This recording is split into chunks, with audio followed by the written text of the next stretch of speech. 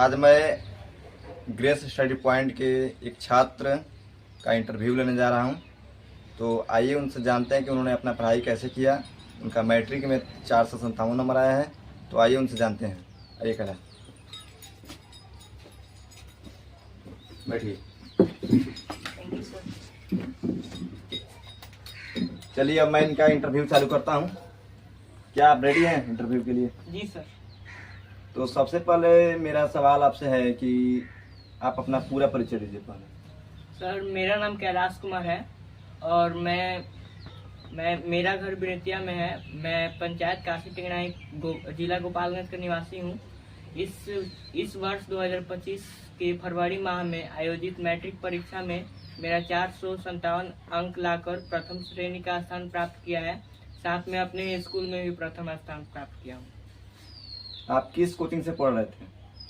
मैं अपने गांव बिरतिया के कोचिंग ग्रेस स्टडी पॉइंट में रेगुलरली पढ़ता था शुरू से ही। ईयर में मैंने यहाँ पे सब कुछ का तैयारी किया है, हर सब्जेक्ट का। अच्छा, आप अपना पढ़ाई कैसे करते थे? सर पढ़ाई रेगुलरली में जब ईयर का स्टार्टिंग हुआ था क्लास 10th का, मैं रेगुलरली पढ़ता था। शुरू में 6 से 7 घंटा हर सब्जेक्ट को मैनेज करके पढ़ता था। कोचिंग में भी हर सब्जेक्ट के बारे में बताया जाता था, अच्छे से पढ़ाया जाता था। मैं यहाँ पे जो टीचर्स बताते थे उसको घर पे जाके रिवाइज करता था और सर लोग फेयर करने का भी सलाह देते थे। फेयर करने से ये फायदा होता है कि जितना भी हम पढ़ें उसका एक बार और रिवाइज करने का मौका मिल जाता है। उसको लिखने से भी और याद होता है कि हाँ, लिखने से भी याद होता है जो सवाल का आंसर होता है। अच्छा कैलाश, आप बताइए हमको कि आप घर पे कितना घंटा पढ़ते थे कोचिंग के अलावा? सर कोचिंग के अलावा 6 से 7 घंटा में स्टार्टिंग में पढ़ता था। जैसे जैसे टाइमिंग बढ़ता गया वैसे वैसे पढ़ने के टाइम में बढ़ाता गया। क्या आपका डेली रूटीन भी था कहीं?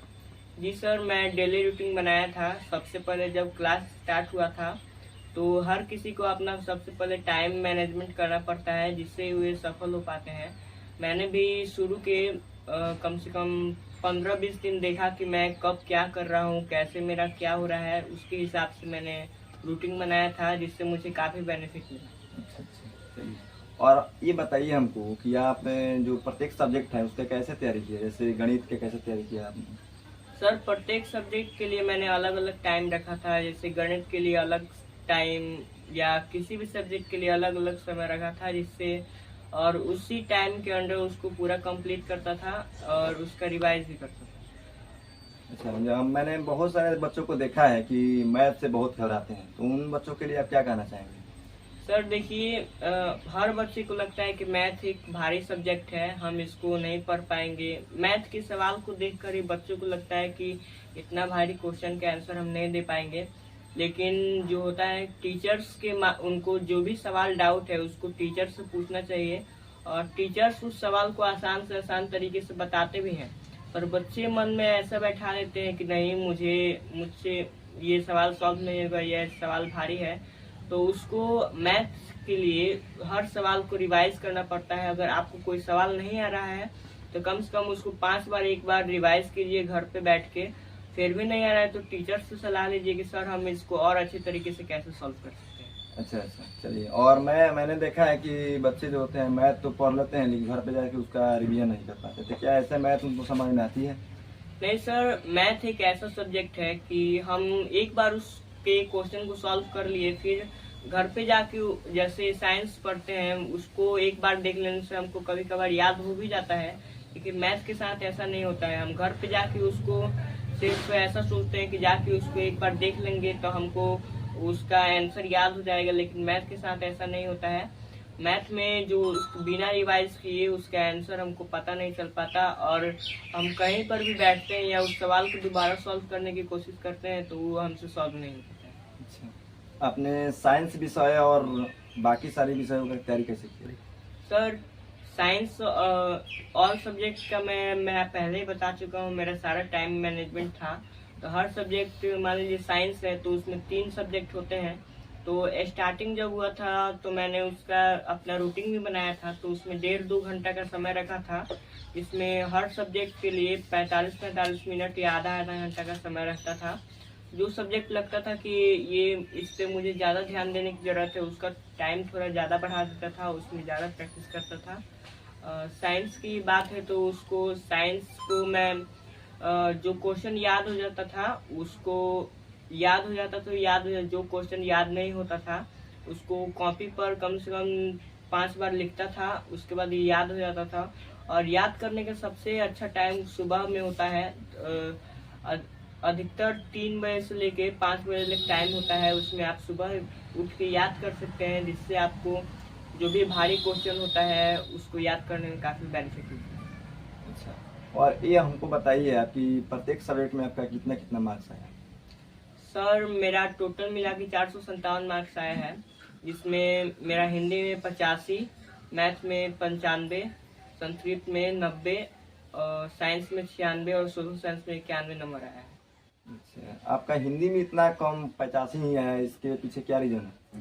सर हिंदी तो मैं स्टार्टिंग से ही पढ़ता था ग्रेस स्टडी पॉइंट में, और सर लोग काफ़ी अच्छा भी पढ़ाते थे। मैंने उस टाइम शुरू में बुक वाला सेक्शन ही पढ़ाई होता है, तो उस टाइम मैंने हिंदी के बुक वाले सेक्शन पे ज़्यादा ध्यान दिया। आगे चल के ग्रामर पढ़ाई हुआ तो मैंने सोचा कि हिंदी सबसे आसान सब्जेक्ट है, उस पर कम ध्यान देने से भी काम चल जाएगा। जैसे बहुत लोग सोचते हैं कि भारी सब्जेक्ट को पहले मैनेज करना पड़ता है, आसान को तो हम लास्ट में जाके भी कर लेंगे, वैसा ही मेरे साथ हुआ। तो मैंने उसके बुक पर तो पूरा ध्यान दिया, लेकिन ग्रामर पर अधिकतर ध्यान नहीं दे पाया, जिसकी वजह से हिंदी की ग्रामर की वजह से मेरा नंबर कटा। अच्छा अच्छा, यानी कि कहने का मतलब ये है कि सभी सब्जेक्टों को पूरी बारीकी से और समय के साथ उसको ध्यान से पढ़ना चाहिए। यस। चलिए चलिए, आपका नेक्स्ट सवाल यह है कि आप बताइए हमको कि आप इस सफलता का श्रेय किसे देना चाहेंगे? सर इस सफलता का श्रेय मैं अपने फैमिली को और अपने टीचर्स को देना चाहता हूँ, क्योंकि फैमिली से भी काफ़ी मुझे सपोर्ट मिला, टीचर्स का मार्गदर्शन मिला। अगर मैं यहाँ पे नहीं पढ़ता और टीचर्स का मार्गदर्शन नहीं मिलता तो मैं शायद इतना अच्छा नहीं करता। अच्छा, कभी कभी मैंने देखा है कि फैमिली का प्रेशर होता है कि नहीं तुमको इतना नंबर लाना है, इतना नंबर से कम नहीं आना चाहिए, तो ऐसा आपके साथ भी हुआ था क्या? नहीं सर, फैमिली का मेरे पास कोई प्रेशर नहीं था, बस मैं अपने से ही ठाना था मुझे कुछ अच्छा करना है इस बार, और फैमिली का भी नाम ऊंचा करना है, ऐसा कुछ करना है। ऐसा सिर्फ मुझे नहीं, हर बच्चे को सोचना चाहिए कि मेरे माता पिता ऐसे हैं तो उनका कुछ नाम हो और उनका समाज में नाम ऊंचा हो। यही सोचकर मैंने पढ़ाई की थी और इतना अच्छा करता हूँ। अच्छा, और मैंने देखा है कि जो हैंड राइटिंग होता है उसका भी परीक्षा में काफ़ी बेनिफिट होता है, तो इसके ऊपर आप क्या कहना चाहेंगे? सर हैंड राइटिंग का हमारे एग्जाम में हो या पढ़ाई में बहुत ही महत्वपूर्ण योगदान होता है। हैंड राइटिंग से ही हमें पता चलता है कि हम पढ़ने में कितने अच्छे हैं, या लोगों को भी पता चलता है, क्योंकि काफ़ी बच्चे होते हैं जो पढ़ाई में बहुत तेज होते हैं लेकिन उनका हैंड राइटिंग अच्छा नहीं है, तो कोई भी देखता है तो कहता है कि ये लड़का, इसका हैंड राइटिंग खराब तो ये क्या ही पढ़ता होगा। या एग्जाम में भी जाके उसको पूरा आंसर याद है और उसका हैंड राइटिंग खराब है तो एग्जामिनर को भी लगा होगा कि ये ऐसे कहीं से चीट करके लिखा है या ये ध्यान से नहीं पढ़ता होगा, इसीलिए कहीं से चीट करके लिखा है और वहाँ पे हैंड राइटिंग को ऐसे नंबर कर। अच्छा, ये बताइए हमको कि आप जब एग्जाम दे रहे थे उसमें कितने पेन का यूज किए थे? सर हर एग्जाम में मैं 2 पेन का यूज करता था, एक ब्लैक और ब्लू। ब्लैक से मैं हेडिंग बनाने का काम करता था, ब्लू से आंसर लिखने का काम करता था। और ये बताइए कि आप जिस कोचिंग में पढ़ते थे, क्या उसमें समय से सिलेबस समाप्त हो जाता था? कब तक सिलेबस समाप्त हो गया था? सर मैं शुरू से ही 6th क्लास से ग्रेस स्टडी पॉइंट में पढ़ता था। वहाँ पे 10th का जो सिलेबस होता है वो अक्टूबर नवंबर तक समाप्त हो चुका था, और जिससे मुझे काफ़ी बेनिफिट मिला मेरे पढ़ाई में, रिवीजन करने का सही टाइम मिला। और उसमें टीचर्स का भी काफ़ी योगदान था, उन्होंने मैराथन क्लास लेके मेरे पढ़ाई में बहुत योगदान दिया और सभी बच्चों का यहाँ पे अच्छा रिजल्ट आया। अच्छा, और बताइए कि क्या जो बच्चे होते हैं शुरू में तो बहुत मेहनत करते हैं, क्या अंत में वो ऐसा ही करना चाहिए कि उस समय कुछ करना चाहिए? आप क्या बताना चाहेंगे? सर मेरा था, बाकी बच्चों से भी कहना चाहता हूँ, जैसे मैंने तैयारी किया था, मैं शुरू से रेगुलरली पढ़ता था और साल भर में रेगुलरली पढ़ता रहा, लेकिन जो शुरू से मेहनत होता है और बीच में मेहनत होता है उससे ज़्यादा मेहनत करना चाहिए हमको लास्ट में, क्योंकि शुरू में या बीच में हम कैसे हैं उससे फ़र्क नहीं पड़ता है। जो लास्ट में ज़्यादा मेहनत करता है, ज़्यादा एग्ज़ाम के प्रति अपना 100% देता है, उसका अच्छा रिजल्ट आता है और उसी की वजह से अच्छा कर पाता है। अच्छा, बाकी के अंतिम दिनों जो 3 से 4 महीना बच्चा होगा, उस समय आपने कैसे तैयारी किया था? सर 3 से 4 महीना मैं रेगुलर ही यहाँ पे क्लासेस होती थी दिन भर, और घर पे भी जाके कम से कम उस टाइम जब जब कोचिंग से जल्दी छुट्टी हो जाती थी तो 8 से 9 घंटा पढ़ता था। और वो जैसे जैसे एग्ज़ाम का डेट नज़दीक आया वैसे वैसे कम से कम 11-12 घंटा पढ़ता था। डर भी लगती थी? नहीं सर, डर कोई नहीं थी, बस मन में मैं ठान लिया था कि मुझे इतना नंबर लाना है। डर की कोई बात नहीं थी, जब मन करता था तब पढ़ता था। जब स्टेट और मॉक टेस्ट वगैरह ये सब होता था कि नहीं? यस सर, हमारे कोचिंग में हर वर्ष की तरह इस वर्ष भी मॉक टेस्ट लिया जाता था। हर चैप्टर वाइज टेस्ट होता है और हर चीज़ का मॉक टेस्ट लिया जाता है यहाँ पे। मैं भी सिलेबस जो स्टार्टिंग होता है वहीं से सारे चीज़ का टेस्ट देना स्टार्ट किया था, चैप्टर वाइज चैप्टर। जो चीज़ पढ़ाई हो जाता था वहाँ पे कोचिंग में टेस्ट होता था, मैं भी उसमें सम्मिलित होता था।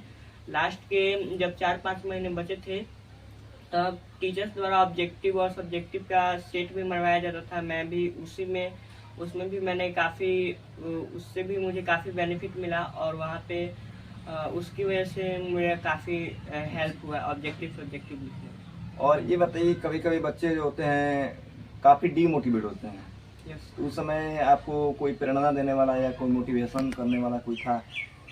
यस सर, मेरे टीचर्स का मुझे काफ़ी टीचर्स के मार्गदर्शन से मुझे काफ़ी बेनिफिट हुआ, और टीचर्स की वजह से मैं कभी डिमोटिवेट नहीं हुआ भी तो मेरे टीचर्स ने मेरी मदद की और मुझे मार्ग दिखाया कि ऐसे कभी घबराते नहीं हैं और हर काम को कर सकते हैं, और हर चीज़ के लिए तुम्हें तैयार रहना चाहिए। या ये नहीं कि एक बार अगर किसी चीज़ में नंबर कम आ जाए और हार कर बैठ गए तो हर चीज़ के में सोचोगे कि नंबर कम आएगा, तो ऐसा नहीं सोचना चाहिए। अगर एक बार कहीं हार गए तो उसके बाद भी तो मौका है उठ के आगे बढ़ने का। ऐसे मेरे टीचर्स का सपोर्ट मिला और फैमिली से भी मोटिवेशन मिलता था कि हाँ तुम कर सकते हो। अच्छा, ये बताइए कि अभी तो आपके जो एग्जाम बोर्ड हो रहा है उस समय उसमें सब्जेक्टिव और ऑब्जेक्टिव दोनों हो रहा है, जी सर। तो इन दोनों का तैयारी आपने कैसे किया? क्या सब्जेक्टिव में तैयारी किया कि दोनों का मतलब विशेष रूप से तैयारी की?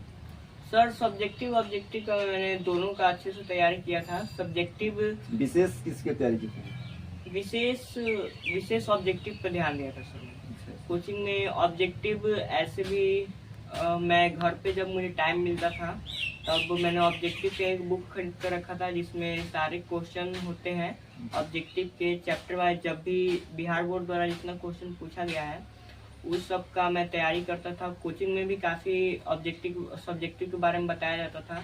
टीचर्स यहाँ पे सब्जेक्टिव का सारा क्वेश्चन आंसर लिखवाया करते थे, या जो बुक के एंड में जो क्वेश्चन आंसर दिया रहता है चैप्टर वाइज के बाद उन सबको मैं सॉल्व किया करता था, जिससे मुझे काफ़ी बेनिफिट मिला और बुक के ऑब्जेक्टिव और सब्जेक्टिव को याद करने से भी काफ़ी हेल्प मिली। अच्छा, ये बताइए कि आपकी सफलता का श्रेय जो है इसमें कोचिंग का आपका कितना योगदान है? सर मेरी सफलता के श्रेय में कोचिंग का एक महत्वपूर्ण योगदान है। अगर मैं शायद इस कोचिंग में नहीं पढ़ता तो इतना अच्छा नहीं कर पाता, क्योंकि यहाँ के टीचर्स के बताने की कुशलता, मार्गदर्शन और बच्चों के भविष्य बनाने की जो प्रेरणा होती है उससे मुझे काफ़ी लाभ मिला। यहाँ पे मोटिवेशन होता है, या हर बच्चे को ये बताया जाता है कि कैसे पढ़ते हैं और कैसे यहाँ पे पढ़ाई तो होती है, साथ साथ संस्कार भी सिखाया जाता है कि हाँ बच्चे को ऐसे रहना चाहिए, हर चीज़ का इज्जत करनी चाहिए, बड़ों को कैसे आदर करते हैं, सब कुछ। अच्छा, और मैं अंतिम क्वेश्चन पूछना चाहूँगा आपसे कि आपका जो सिलेबस है कब तक समाप्त हो गया था? सर मेरा सिलेबस कोचिंग का अक्टूबर-नवंबर तक समाप्त हो गया था, और मैं जिससे उसके बाद क्या किया था? उसके बाद यहाँ पे भी रिवीजन कोचिंग में भी करवाया जाता था। सर लोग महा मैराथन क्लास लेते थे, हर सब्जेक्ट का तैयारी करवाते थे, और मैं घर पे भी जाके चूँकि सब्जेक्ट अक्टूबर तक समाप्त हो गया था और सिलेबस मेरा 10th का, तो घर पे भी जाके सबका रिवीजन करता था, जिससे काफ़ी बेनिफिट हुआ। चलिए, एक और सवाल आपसे पूछ लेता हूँ। ये बताइए कि क्या जो मॉक टेस्ट होता है, टेस्ट वगैरह होता है, क्या वो बेनिफिट होता है? यस सर, क्योंकि पढ़ाई तो सारे बच्चे करते हैं, लेकिन कुछ बच्चे पढ़ाई में काफ़ी तेज भी होते हैं। उनके घर वालों को और टीचर्स को काफ़ी उम्मीद भी होता है कि हाँ ये बच्चा कुछ अच्छा करेगा, लेकिन वह सिर्फ पढ़ाई ही करता जाता है। अगर वो टेस्ट नहीं देगा, मॉक टेस्ट नहीं देगा, तो उसको पता नहीं चलेगा कि मैं सिर्फ पढ़ाई कर रहा हूँ, तो मेरा भी इससे कुछ फायदा हो रहा है कि नहीं। जैसे काफी बच्चे होते हैं जो पढ़ाई कर लिए और उसका टेस्ट दिए नहीं, मॉक टेस्ट मारे नहीं, तो उनको अगर एग्जाम में अचानक से जाके बैठ जाएंगे तो उनको उतना एक्सपीरियंस नहीं होता है कि हाँ इसका आंसर कैसे देना है या इसको कैसे लिखना है। इसलिए पढ़ाई और टेस्ट और मॉक टेस्ट का हमारे एग्जाम में या पढ़ाई में बहुत बड़ा महत्वपूर्ण योगदान होता है। चलिए, धन्यवाद आपका। और मैं आपसे कुछ अलग क्वेश्चन पूछना चाहूँगा, जैसे सब्जेक्ट वाइज जो है कि इसमें किसी विशेष टीचर का आपका योगदान रहा क्या? यस सर, यहाँ पे हमारे कोचिंग में हर सब्जेक्ट के लिए अलग अलग टीचर हैं, उनका एक महत्वपूर्ण योगदान रहा। जैसे मैं हर साइंस के लिए 3 टीचर थे। एक केमिस्ट्री मुझे निखिल सर पढ़ाते थे और physics Ravi sir, biology Ranjan sir काफ़ी अच्छे तरीके से बताते थे। हर आंसर को मतलब काफ़ी लोग होते हैं आंसर को बुक वाइज लिखवा देते थे, लेकिन ऐसा नहीं था। ये लोग मुझे या हर बच्चे को रिकमेंड करते थे कि इसका आंसर अपने से बनाकर लिखने की कोशिश करना या ऐसे कुछ। और मैथ में मुझे रवि सर पढ़ाते थे। मैथ में वो काफ़ी हर क्वेश्चन को आसान तरीके से बताने की कोशिश करते थे और हर क्वेश्चन को बोलते थे कि मैं पढ़ा देता हूँ तो इसका मतलब ये नहीं कि तुमको आ जाए, घर पे भी जाके उसका रिवीजन किया करो और उसका टेस्ट लगाया करो। सोशल साइंस के लिए मुझे इतिहास निखिल सर पढ़ाते थे, पॉलिटिकल साइंस मृत्युंजय सर और जियोग्राफी रंजन सर और अर्थशास्त्र रवि सर पढ़ाया करते थे। उन लोगों ने हिस्ट्री के हर कहानी के बारे में बताया या सोशल साइंस के हर चीज़ के बारे में बताया कि और उस सोशल साइंस में काफ़ी जीवन के बारे में भी होता है, तो उन्होंने पढ़ाने के साथ साथ जीवन के बारे में बताया कि जीवन में ऐसा ऐसा होता है या हमारे इतिहास में ऐसा कुछ बीत चुका है या राजनीति में ऐसा हो रहा है, हमारी धरती पे ऐसा कुछ हो रहा है। पढ़ाई के साथ साथ उन्होंने सामाजिक जीवन के बारे में भी उसमें काफ़ी बताया, जिससे आगे चल के हमें काफ़ी फायदा हो। अच्छा, एक बात बताइए, मैंने देखा है कि किसी भी व्यक्ति के सफलता के पीछे एक विशेष व्यक्ति का हाथ होता है, तो आपके सफलता के पीछे किसका विशेष हाथ है? सर, मेरे सफलता के पीछे मेरे टीचर्स का योगदान है। ये मैं सबसे महत्वपूर्ण सारे टीचर्स का, क्योंकि उन्हीं की वजह से मैं इतना अच्छा कर पाया हूँ। उन्हीं के मार्गदर्शन, बताने की कुशलता और एक मोटिवेशन देते थे कि ऐसा तुम कर सकते हो, तुम्हें कभी डिमोटिवेट नहीं होना है और कभी ये मत सोचना कि मैं कमज़ोर हूँ या पढ़ने में अपने आप पे ज़्यादा पढ़ने में तेज़ हूँ तो अपने आप पे कभी घमंड मत आ देना कि मैं पढ़ने में इतना तेज़ हूँ तो मुझे ज़्यादा पढ़ने की ज़रूरत नहीं है, क्योंकि हर चीज़ को बराबर पढ़ना पड़ता है। अच्छा, ये बताइए, अपने संस्कृत और हिंदी जो फुल मार्क का होता है 100 नंबर का, तो इसकी तैयारी के विषय में आप क्या कहना चाहेंगे? सर, हमारे कोचिंग ग्रेस स्टडी पॉइंट में ही बाबा सर आते हैं पढ़ाने लगभग 6 मंथ के बाद। मैं उनसे संस्कृत और हिंदी की तैयारी किया था। वो संस्कृत को ऐसे बाबा सर के द्वारा मैं संस्कृत की पढ़ाई करता था। वो संस्कृत के बारे में ऐसे बताते थे जैसे कि हिंदी पढ़ाते हैं, वैसे ही मुझे संस्कृत के बारे में उतना टेंशन नहीं था, क्योंकि मैं बाबा सर से पढ़ रहा था। उनके बताने के तरीके पर मुझे पूरा भरोसा था। वे जैसे ही लिखवाते थे या बताते थे मैं उसके घर पे जाके रिवीजन भी किया करता था। और संस्कृत के बाद हिंदी और इंग्लिश की तैयारी मैं निखिल सर से साल भर किया था।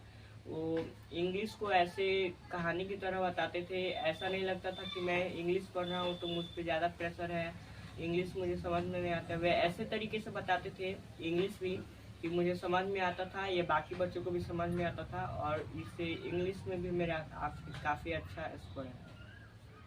Thank you. अच्छा, ये बताइए हमको कि जो यहाँ पे पढ़ाई जो होता है कैसे होता है, थोड़ा ही बताइए। सर, हमारे कोचिंग में जितने भी टीचर्स हैं काफ़ी आसान तरीके से कोई भी सवाल को बताते हैं। जैसे मैथ ही है तो काफ़ी लोग होते हैं कि कोई क्वेश्चन होता है जो 2-3 पेज का होता है, उसको आसान से आसान तरीके से बताने की कोशिश करते हैं। या साइंस का ही काफ़ी क्वेश्चन होते हैं जो काफ़ी बच्चे काफ़ी लॉन्ग टाइम में काफ़ी बड़े बड़े पेजों में लिख देते हैं। उसको शॉर्ट में करके कैसे लिखना है, उसको अपने तरीके से कैसे बना के लिखना है, उसके बारे में बताते थे और काफ़ी आसान तरीके से बताने की कोशिश करते थे। यहाँ पे टीचर्स का काफ़ी एक्सपीरियंस भी है और ट्रिकली बताते थे कि हाँ इस चीज़ को ऐसे किया जा सकता है और ट्रिक से भी बताते थे। जैसे कोई भी ज़्यादा भरा क्वेश्चन है कि उसको मन में कैसे याद रख सकते हो कि एक बार अगर कुछ चीज़ का बात बता दिए तो याद रख सकते हो। जैसे केमिस्ट्री का ही है, एक ऐसे पदार्थ था, वैसे पदार्थ जिनको चाकू से आसानी से काटा जा सकता है, वे थे सोडियम, लिथियम और पोटेशियम। तो इसको मेरे टीचर्स ने बताया नकली करके, क्योंकि सोडियम को एलिमेंट्स में संकेत Na होता है, पोटेशियम का K होता है और लिथियम का Li होता है, जिससे काफ़ी आसान तरीके से पता चल जाता था। कहीं भी ऑब्जेक्टिव में आता था क्वेश्चन कि हाँ ऐसे आ गया कि इनमें से चाकू से काटने वाला पदार्थ कौन है, तो मैं इस ट्रिक के माध्यम से उसका आंसर निकाल लेता था, या किसी भी सब्जेक्ट के टीचर हो ऐसे ट्रिक के माध्यम से बताते थे, जिससे काफ़ी बेनिफिट मिलता था एग्जाम में। अच्छा, ये हमको लास्ट में बताइए आप कि जो आने वाले बच्चे हैं उन लोग के लिए आप क्या कहना चाहेंगे? सर, आने वाले बच्चों के लिए मैं ये कहना चाहता हूँ कि वे रेगुलरली पढ़ाई करें, और आजकल के ज़माने में जो सोशल मीडिया है उसका प्रेशर काफ़ी हाई है। काफ़ी बच्चे उसके आदी होते जा रहे हैं, मोबाइल के पीछे पड़ते जा रहे हैं, पढ़ाई भूलते जा रहे हैं। तो मैं उन लोगों से कहना चाहता हूँ कि मोबाइल भी आप देख रहे हैं तो अच्छे से, मोबाइल का भी एक सही इस्तेमाल होता है। मोबाइल से भी अगर आप देख रहे हैं तो मोबाइल से भी आप पढ़ सकते हैं। इसमें भी पढ़ने का चीज़ होता है, यह नहीं कि मोबाइल देख लिए और फेसबुक इंस्टाग्राम पे अपना समय बर्बाद करते गए, और इससे आपको लास्ट में चल के एग्ज़ाम में काफ़ी दिक्कत का सामना करना पड़ सकता है। और हर सब्जेक्ट को रेगुलरली पढ़ना चाहिए। अपना एक रूटीन बना के रखिए आप लोग कि मुझे ये सब्जेक्ट इस टाइम पढ़ना है। नहीं तो काफ़ी बच्चे होते हैं अपना रूटीन नहीं बनाते हैं और एक ही सब्जेक्ट को सबसे ज़्यादा पढ़ने लगते हैं और बाकी सब्जेक्ट पर ध्यान नहीं देते हैं, जिससे उनका एक सब्जेक्ट तो काफ़ी स्ट्रांग हो जाता है, लेकिन बाकी के जो सब्जेक्ट होते हैं उसमें वो एवरेज रह जाते हैं या लोअर ही रह जाते हैं। तो इसीलिए हर सब्जेक्ट पे बराबर ध्यान दीजिए। और जो भी है यहाँ पे टीचर्स के बताने के तरीके, उनके मार्गदर्शन का, जैसा टीचर्स कहते हैं कि आप लोग वैसा करिए। और टीचर्स की बात को हमेशा मानिए। जो होमवर्क मिलता है कोचिंग में या स्कूल हो या कहीं पर भी, उस होमवर्क जरूर पूरा कीजिए, क्योंकि जो टीचर्स द्वारा होमवर्क दिया जाता है वह सोच समझ कर ही दिया जाता है, क्योंकि इससे बच्चे का फ़ायदा होगा। जैसे मुझे भी यहाँ पे होमवर्क मिलता था कि क्वेश्चन अपने से उसका आंसर लिखना है, जिससे मुझे काफ़ी बेनिफिट मिला। मैं सारे क्वेश्चन को आंसर अपने से बना कर लिखता था, जिससे मुझे एग्ज़ाम में कोई दिक्कत नहीं हुआ। एग्ज़ाम में भी होता है, उसमें किताबी भाषा नहीं लिखना चाहिए, अपने से जो आंसर होता है आंसर का अपने से जवाब अपनी भाषा में। जी। चलिए, अभी हम लोग सुन रहे थे कैलाश से कि उन्होंने कैसे अपना स्ट्रेटजी, कैसे अपना पढ़ाई किए थे। तो ये रहा आज का इनका इंटरव्यू, जिसमें आप लोगों ने जाना कि उन्होंने अपने 10वीं की परीक्षा में कैसे तैयारी किए थे। धन्यवाद।